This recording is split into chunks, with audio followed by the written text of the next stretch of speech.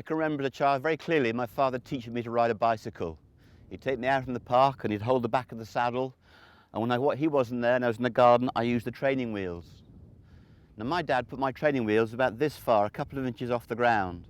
So as I went round the back garden, I wobbled slightly in and out of balance wherever I went, but I was safe. Now the famous American golfer Jim Furyk has a very funky swing. So I imagine that when his dad was teaching him to ride a bicycle, I think Jim Furyk's dad put the wheels about this far off the floor. So Jim Furyk had a very exciting time learning to ride a bicycle. He wobbled a great deal. But balance is still balance, whether you're Jim Furyk, you or me, or Bradley Wiggins.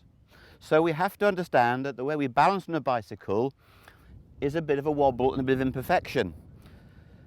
The same is true when we come to use the explainer. If I was adjusting this for my child Tom, I'd adjust the saddle, the handlebars and the reach the pedals. That would just be due diligence. And I would make sure, of course, that the training wheels were the appropriate distance from the floor.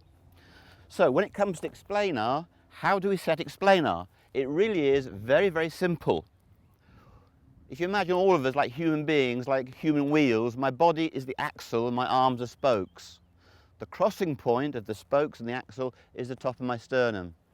So I take the power roller and I step into explainer, and all I do is I use the plane sensor, which is a rod or sometimes an elastic cord, and I just ensure that the angle of the explainer is set here across the top of my sternum. I'm now holding the club correctly as though it's going to be a 5-iron to swing with. So if I was a taller person, explainer would be set here. If I was a shorter person, someone like Ian Woosnam, I'd be set much lower.